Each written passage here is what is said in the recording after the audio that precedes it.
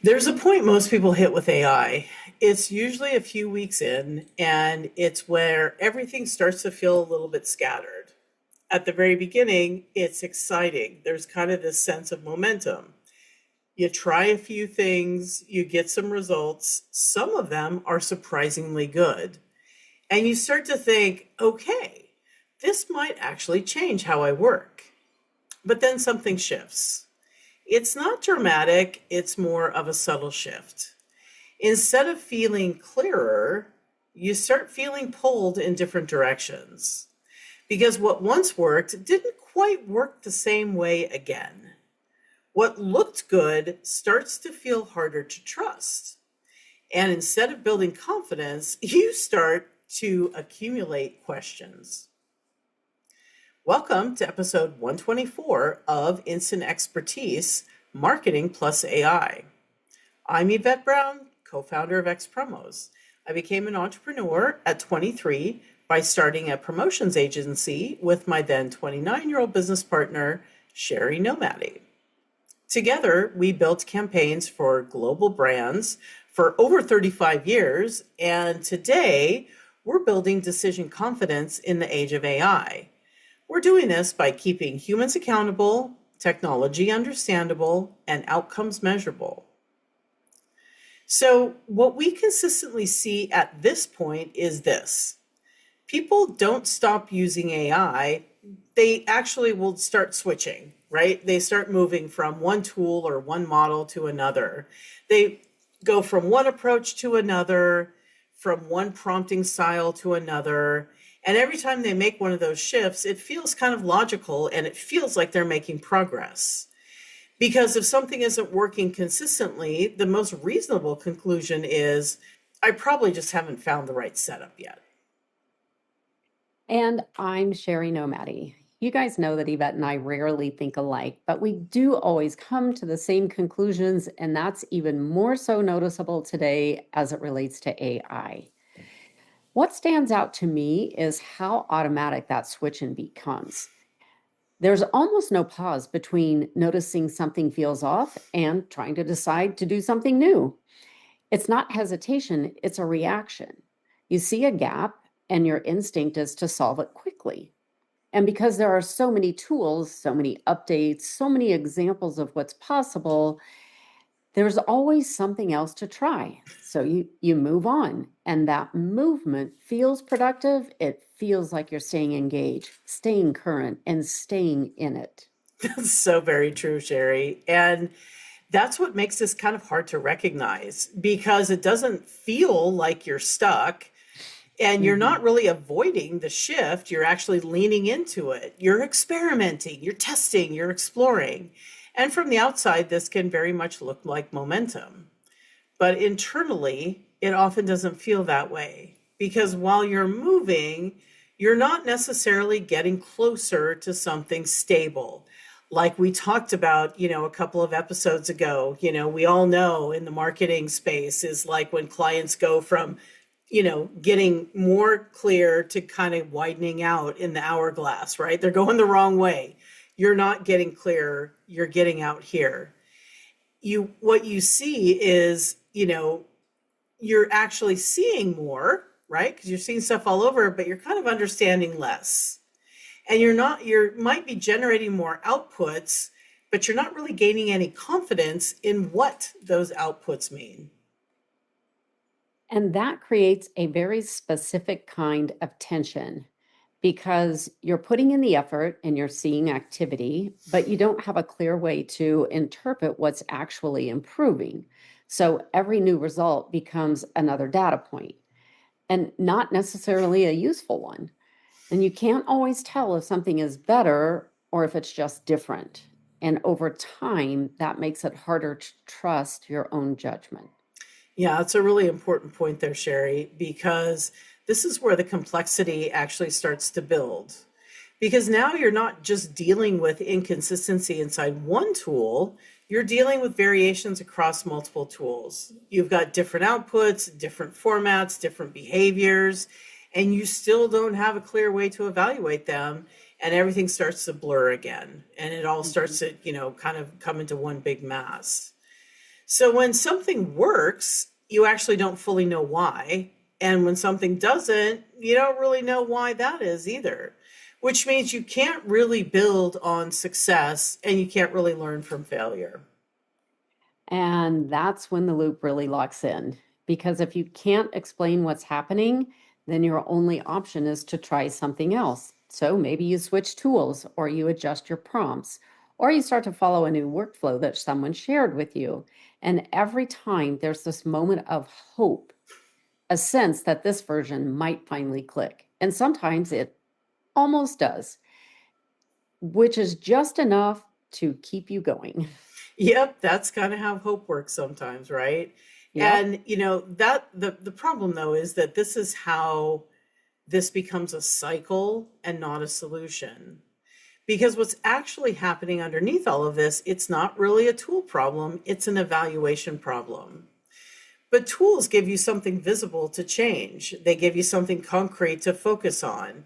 So they become the center of attention, not because the next latest model is the answer, but because it's easier to engage with that than answer the real question. Which is, what are you actually trying to improve? And that's a harder question because it forces you to take a step back. It forces you to look at your work differently, not as a set of tasks, but rather as a set of decisions. And that's not how most people are currently approaching AI today. No, it's not, because most people are still anchored in execution. Okay. Most people are focused on outputs. What can be produced? How fast? How efficiently? And, AI can absolutely impact that. We're certainly not trying to say that it's not. But it also does something much deeper. It changes how decisions get made. And if you don't shift your attention to that level, you end up using AI to optimize tasks instead of also using AI to improve decisions. And those are two very different outcomes because optimizing task increases volume, sure, it helps you do more, but improving decisions changes direction. It changes the quality of what you're doing in the first place. And those don't always move forward together. Yeah, that's such a great point, Shari, because here's the thing, and I really want to put it in this context for you. You can get faster, but you may get faster while you're actually making weaker decisions.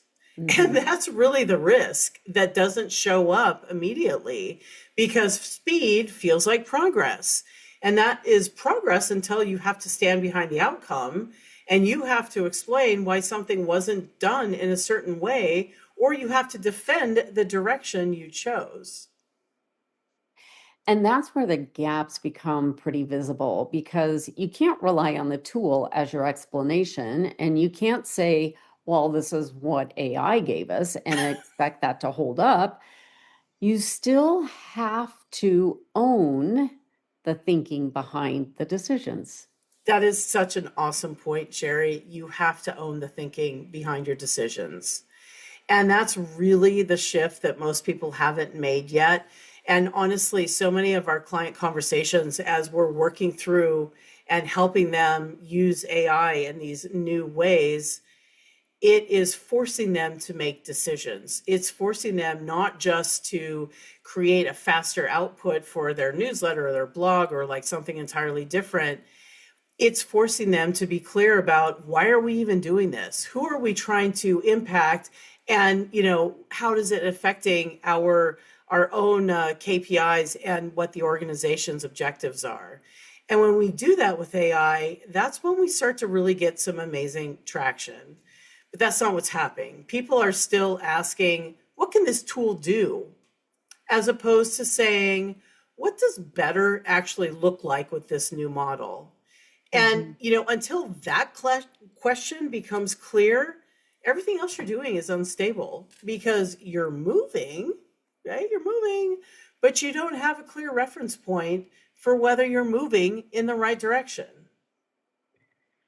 Which is why it feels so overwhelming because everything looks important. Every new tool, every new feature, every new use case, It all feels like something that you need to understand.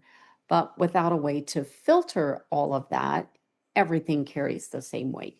Yeah, that's so true. I mean, that is such a key point. If you don't have that filter, everything's carrying the same weight. And this is really where clarity starts to break down because, as you know, you're not lacking options out there. That's actually the problem. What you're lacking is structure.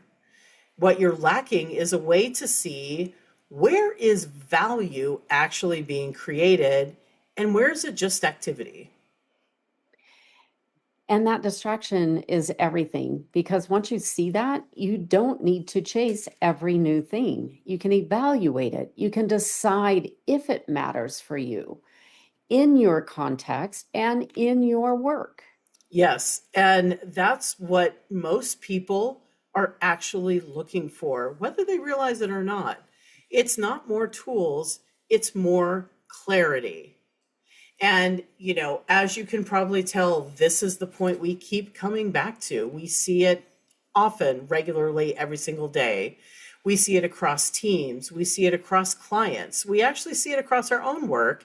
The same pattern keeps repeating in different tools, in different industries, but there's the same underlying confusion. And this had nothing to do with a capability issue. This was a visibility issue because people couldn't clearly say where value was actually being created. They couldn't see it. So everything felt like guesswork. Even when something worked, it still felt fragile. It was hard to repeat, it was hard to scale, and even hard to trust. Yeah, and that's really what led us to build something around it. It's not a tool, it's a way of actually seeing what's happening, a way to understand where AI is helping you. It's helping you think better, learn faster, or see something you couldn't have seen before. And just as importantly, it's a way to know where it's not helping you. Because once you can see that, everything changes.